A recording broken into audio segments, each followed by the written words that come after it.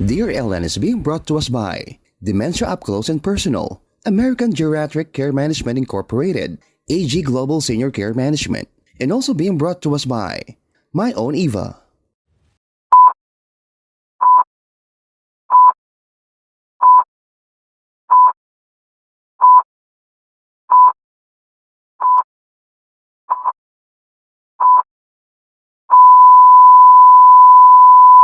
Hi everyone, this is Ellen Samson on the fifth installment or the fifth episode of Dear Ellen.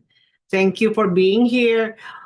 This is actually pre-recorded because I have a commitment. I'm right now in Mexico, so I might not be able to answer all your questions live, but this one I pre-recorded before I left here in Los Angeles. Magandang gabi sa Los Angeles.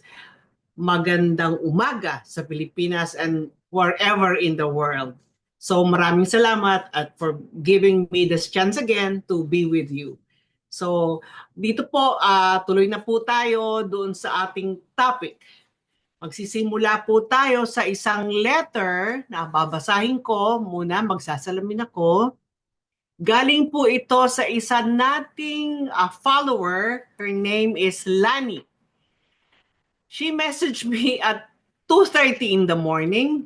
She said, Ma'am Ellen, I can't sleep. Mama keeps accusing me of stealing her jewelry. Wala naman po akong ginagawa pero masakit pong pakinggan. Lani was heartbroken. She left her job to take care of her mother full-time. And she's the only one among her siblings who stayed. And every night, her mom looks at her in the eye and says, kinuha mo ang singsing ko. How dare you do that to your mother?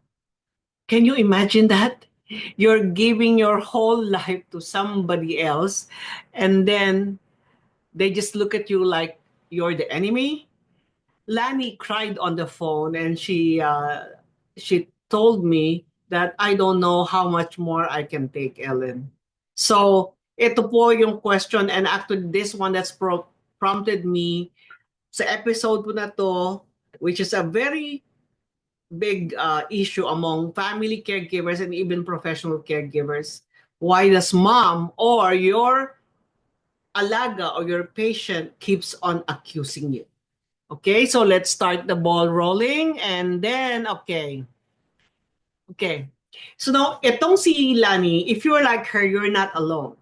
Many caregivers feel this. The confusion, the guilt, the exhaustion, because no one taught us how dementia can twist the mind and even the heart and even the truth. So let's go. So why is this happening in the brain? So let's slow down a bit and just check, why does this happen? Why do people with dementia accuse us of stealing or hurting them or doing things that we would never do? It has to do with how dementia affects the brain. Totoo po yan. It's the effect on the brain.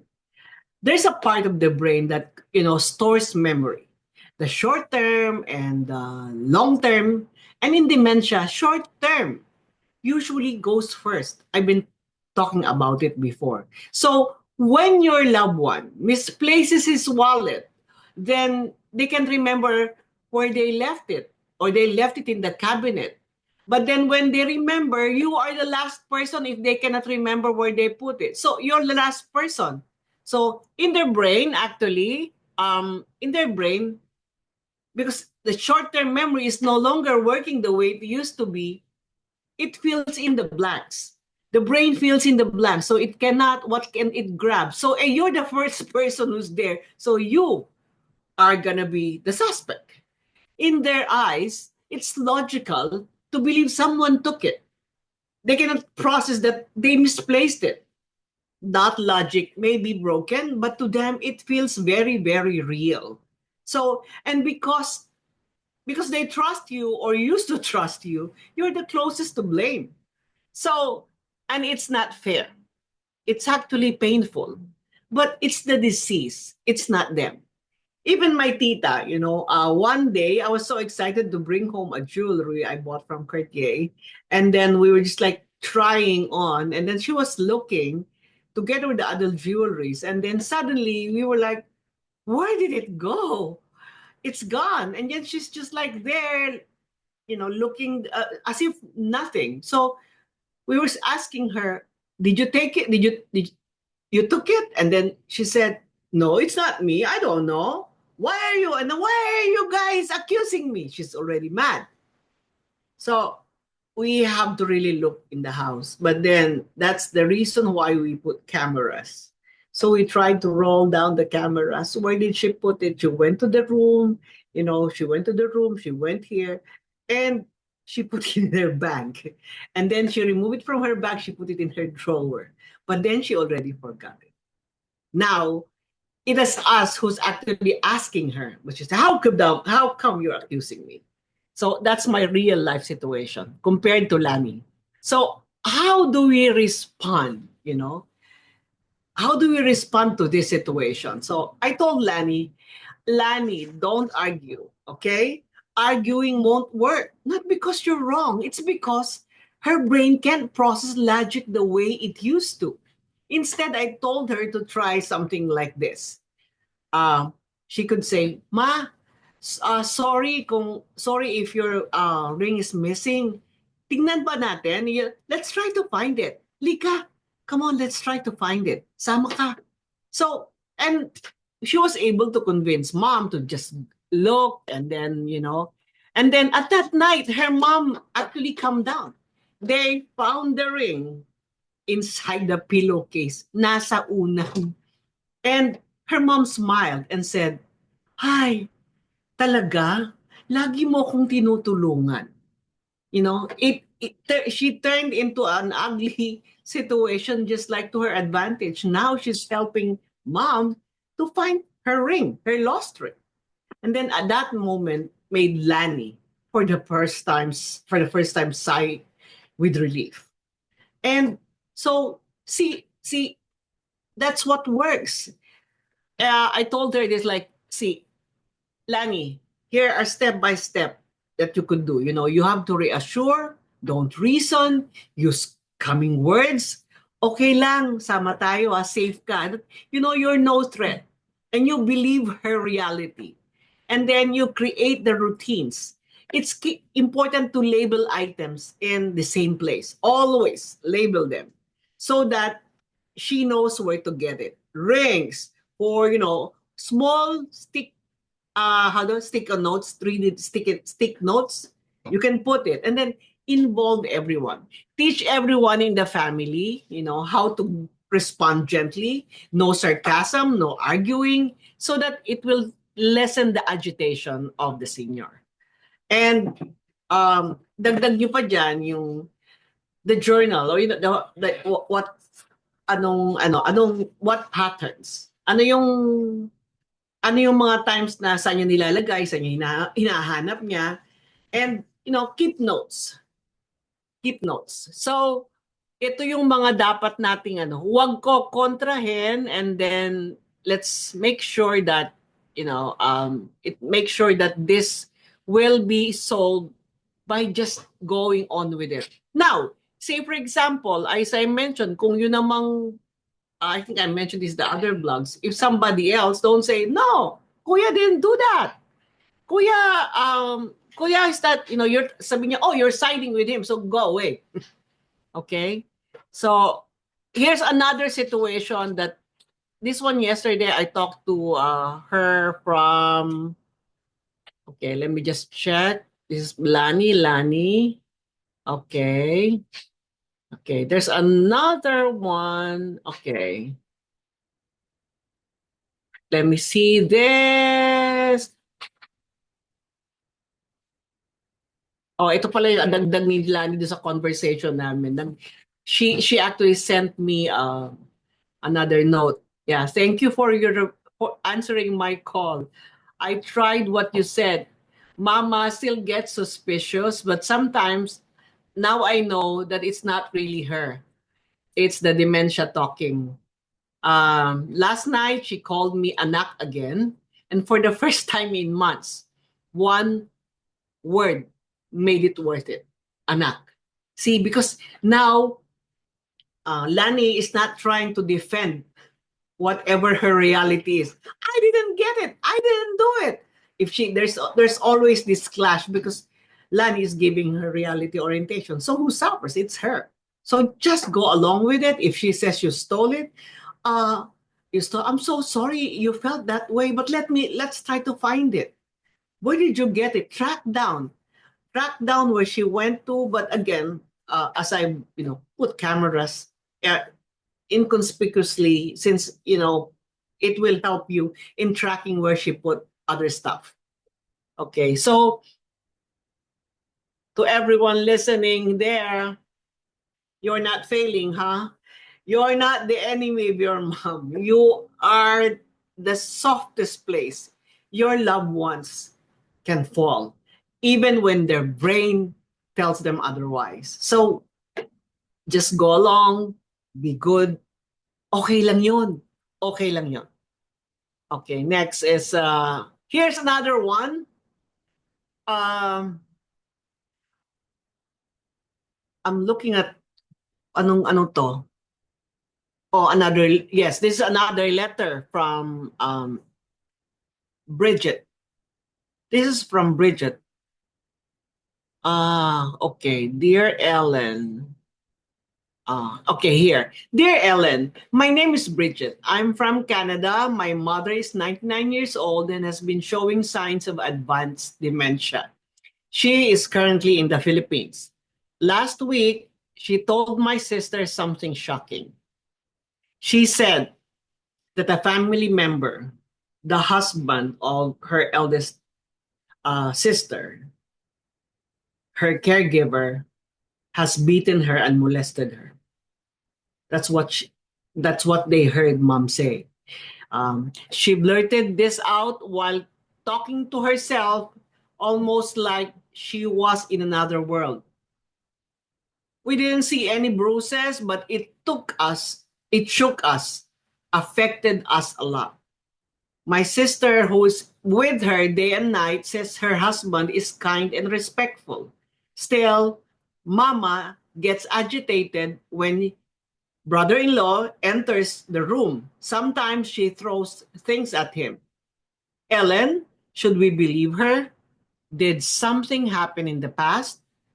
Do we confront him or my sister? We don't know what's real anymore. Please help me, from Bridget. So yesterday, I think it took me an hour to decipher. I kept asking Bridget a lot of questions. Let me just sip my tea.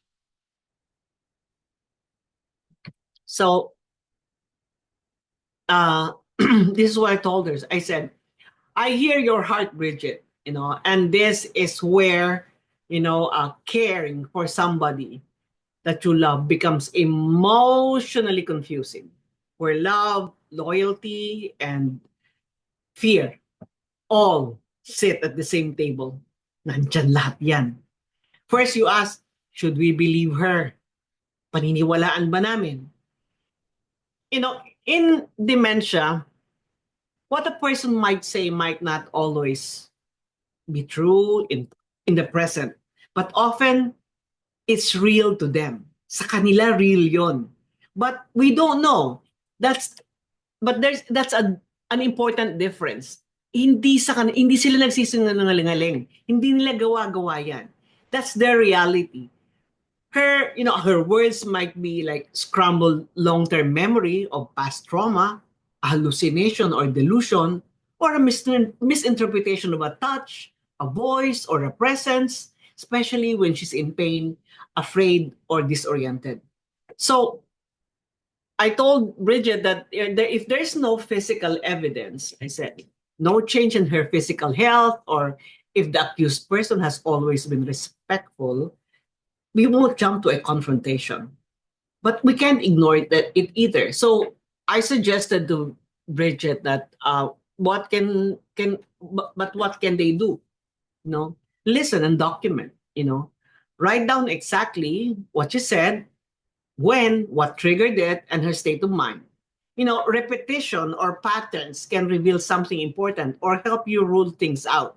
But since, according to Bridget, it was told by mom, heard by the younger sister, that she was rumbling it, she was saying these things, but she's not telling it particularly to the sister, but she was rumbling it in her brain. So, and I said, did she repeat saying it? And they said they haven't heard it yet. She has to check with her sister, the younger sister. So I don't see the repetition yet. So let's not right away jump into conclusion. And then you rule out, I said, you rule out the physical causes. Is she in pain?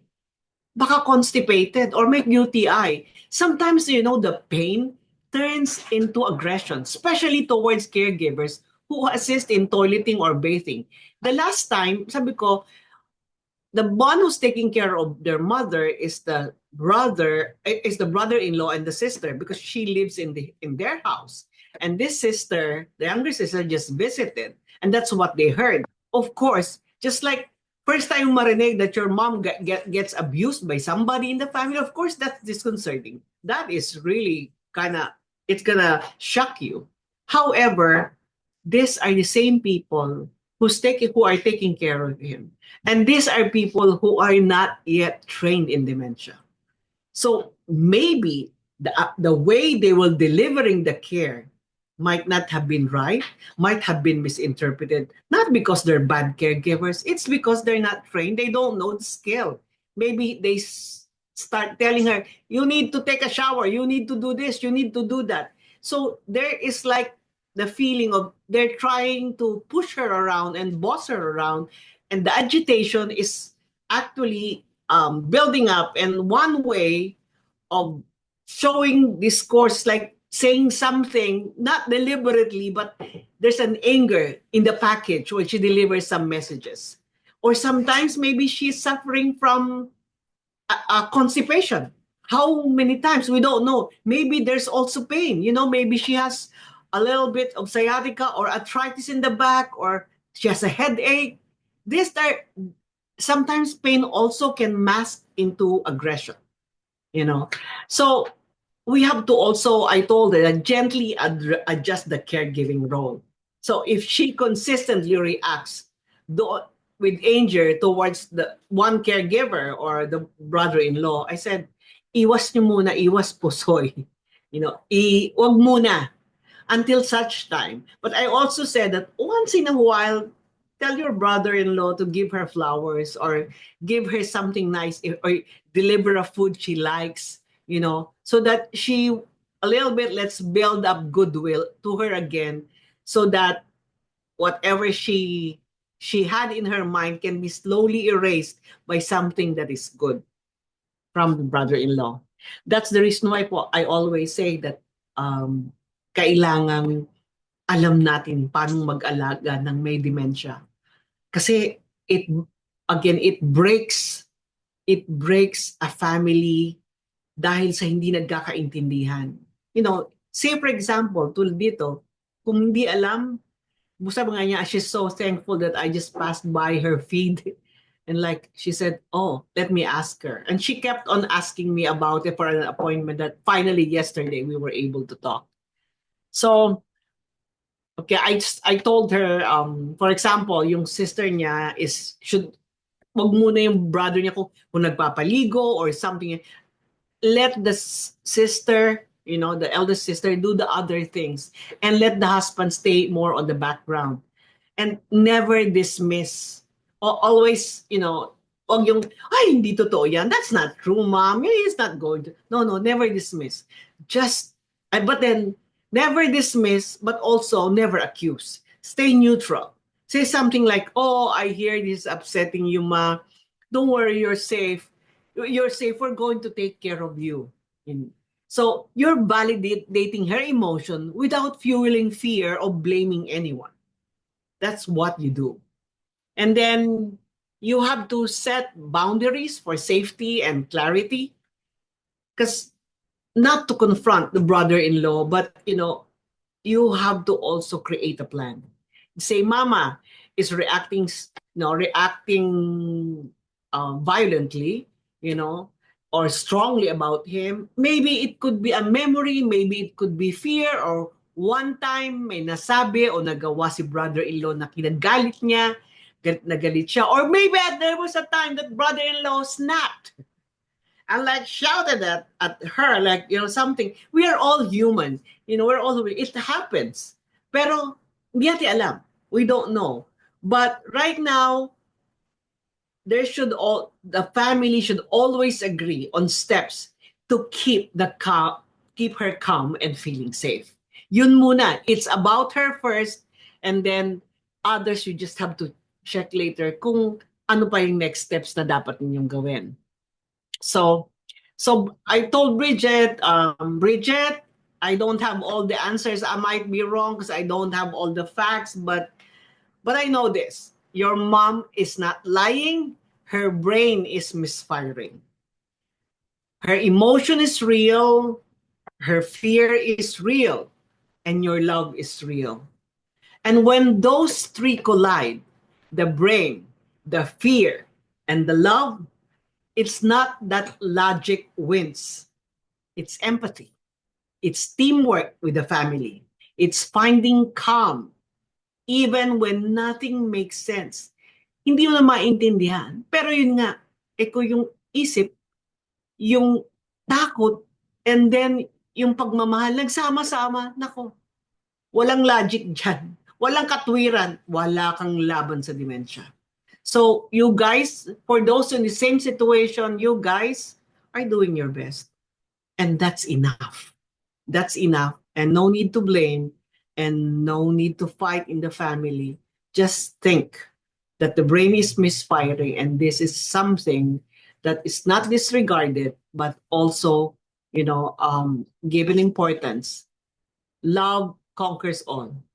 And for everything that's happening, pray as a family because it helps. Again, Bridget's story highlights the challenging aspect of dementia. Ito yung false accusations. These can be very and deeply distressing, especially when you involve serious allegations. But why do these accusations happen? Dementia affects memory and perception. It affects judgment. Individuals can misinterpret situations due to memory loss. Confused sila sa past trauma nila with present events. And they experience delusions and hallucinations leading them to believe something is true or untrue. Sa case ni Bridget, her mother's accusation could stem from, a distorted memory from past event and a delusion.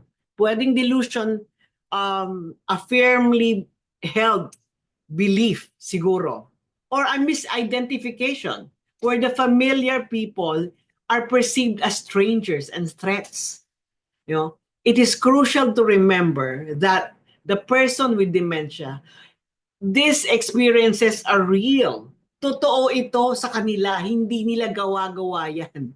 Hindi nila ginagawa. But you cannot interpret it as really the truth. Because nga, the brain is misfiring, malfunctioning. This is the one that processes the data. Kumbaga parang na-virus. Parang na-virus, kaya iba-iba lumalabas. Subukan mo kayang ilagay yung data ng remember before sa mga computers, ilagay mo yung data ng Word mapupunta sa Excel, hindi yung mababasa.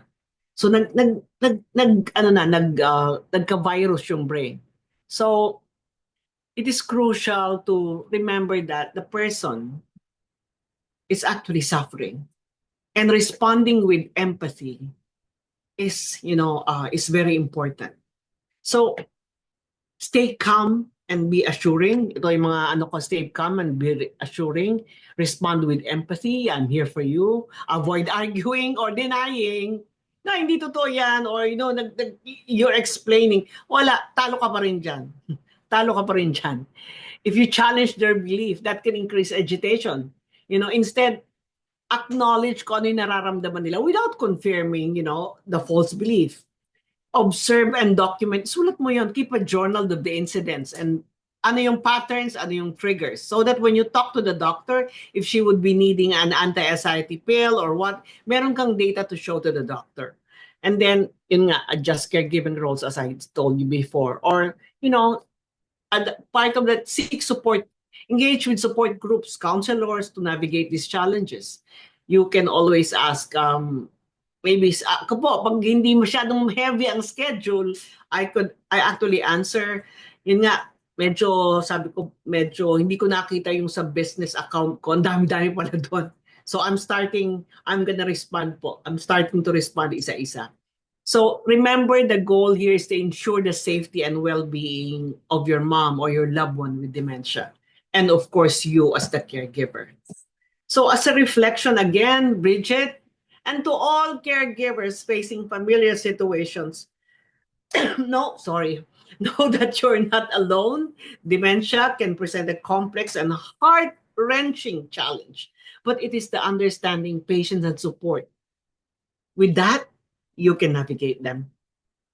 Now we are on our third question that was sent to me. You will be like, it was so like napataas ang kilay ko kasi I think I just laughed kasi yung iba, that will be the reaction, but kasi it's kind of pleasant, pero sa totoo lang, medyo disconcerting yun.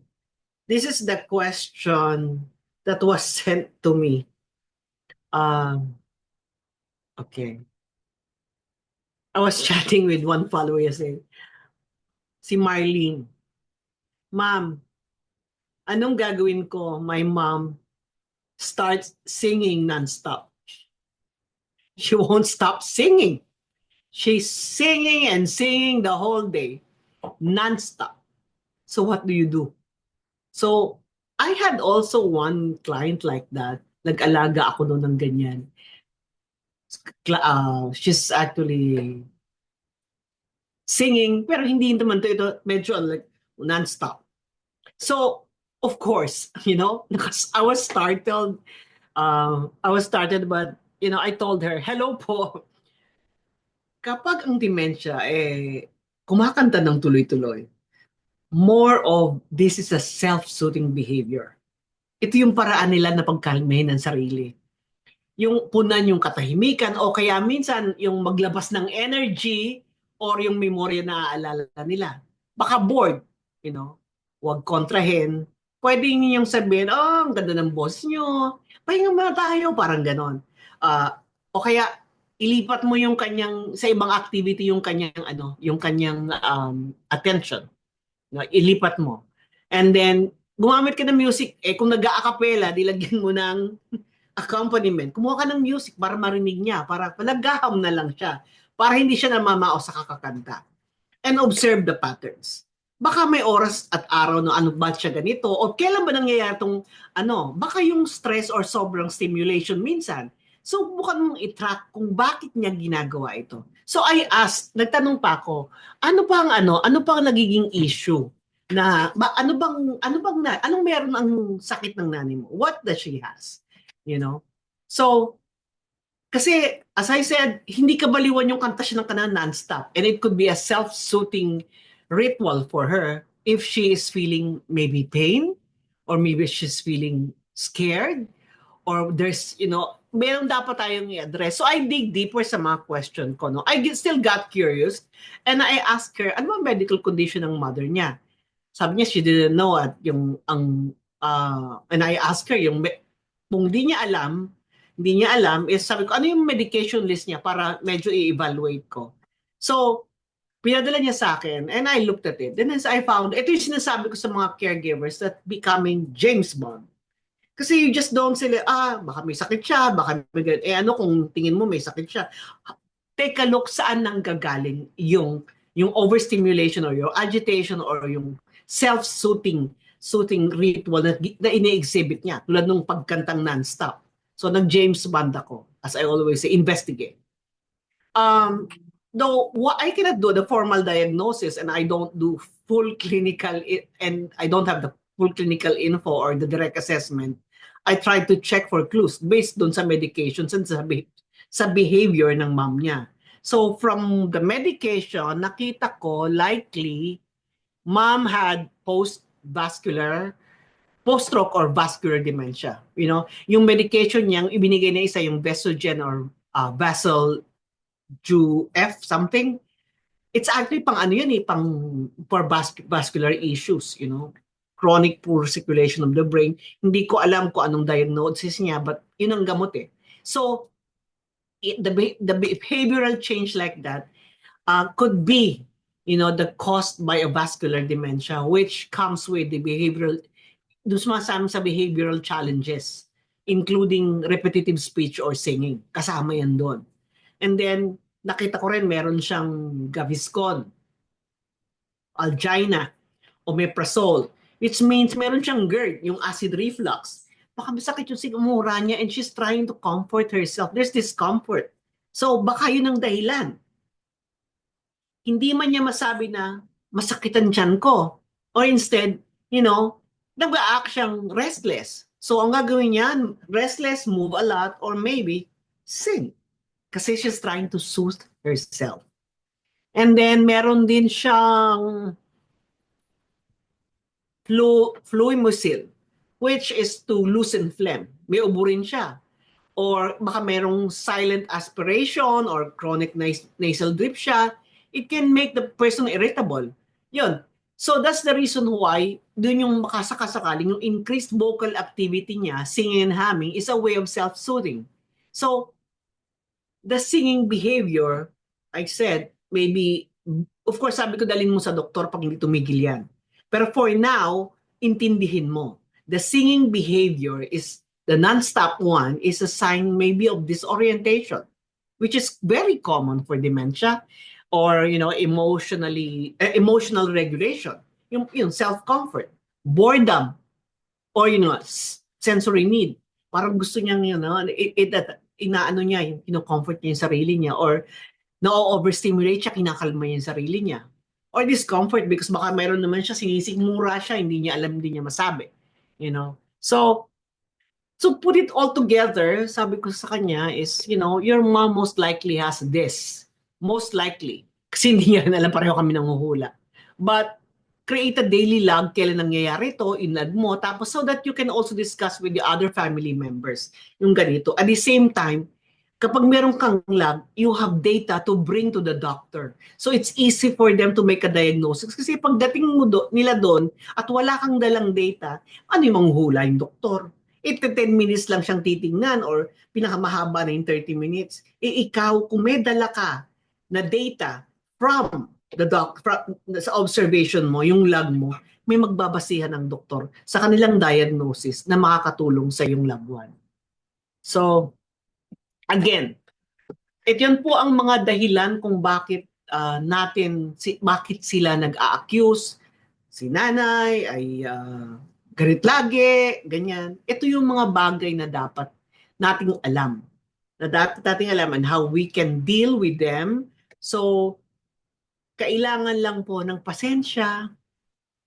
The same time, kapag ganyang medyo, syempre, iba pa rin yung, iba yung nagkukwento ka ng ganito dito ngayon. Iba yung sinabi lang ng ibang tao. Iba, alam ko yung nararamdaman niyo. Because I had that with my auntie Nat. I had that. I've seen it in 100 of our patients. So, kailangan lang dito, kapag medyo atat ka na, ang sinasabi ko, reset, huminga. Huminga ng malalim, itaas ang kamay, ganyan. O kaya pumunta ka sa bahay, ka magsisigaw or magtatalong, ilabas mo yung inis mo. Or bahala ka kung paano ka mag-discharge. Kasi hindi mo pwedeng ipakita. Oo nga, ang ganda-ganda na sinasabi mo, huwag ka magkilala na pero nalilisik yung mata mo. Or maganda yung pagkasabi, yung pero mararamdaman nila yung nararamdaman mo. Magrarab sa kanila eh. So, always prepare yourself, but at the same time, let it go with the flow. So, ngayon po, yun ang aking and I hope that nakatulong po ako. Isa lang po ang may isasabi ko na iiwan ko sa inyo, always take care of yourself. Kinakailangan malakas kayo para maalagaan ninyo ang inyong mga mahal buhay. You cannot give from an empty cup. Try to love yourself, support yourself, appreciate yourself. Kasi kung kayo mismo, yun yung basis, yun yung foundation. Kasi kung ikaw mismo hindi mo mahal ang sarili mo, paano mo tutulungan ang sarili mong mahal sa buhay? So, take care of yourself, and I hope that next week, hindi ko nga alam kung ano nga ba yung topic next week. Maganda rin yung yung mga topics po natin, ganyan ngayon, situational. Yan po ang mga magiging topic natin. Teka, checking ko nga, ano nga ba yung next topic natin? Hindi ako naka-ready. Siguro po, ipa-plug po nila later dito sa ating video kung ano po yung susunod nating topic. And for everyone who's watching, please, thank you po ako sa mga nag-share ng ating post. And we hope to reach more people. And binabati ko yung mga OFW po sa nag-ano po sa atin sa Vietnam, sa Malta, sa Israel, sa Jerusalem. And then meron din po tayo sa Australia. May mga natatanggap din po ako. And then Taiwan. Yeah, and lahat po. And dito sa Los Angeles, yung mga kababayan natin dito, I hope that, they can also listen to this and meet them someday. I would love to meet you someday, and I hope sama-sama po tayo na mag-usap-usap at magdamayan. Huwag na wag niyong kakalimutan. Alagaan ng nanay at tatay. Yun ang unang commandment of God that has a promise. Love your mother and father. So, maraming salamat po. Let's continue to pray and be strong. Maraming salamat po. This is Ellen Samson from Dear Ellen and Dementia Up Close and Personal from Los Angeles. Thank you po.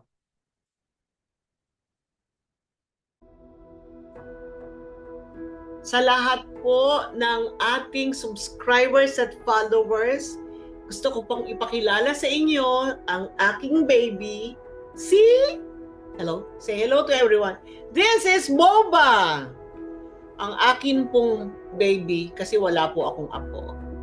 Hello? Everybody na magpapadala ng likes at magpa-follow, ihahalik ko kayo kay Boba.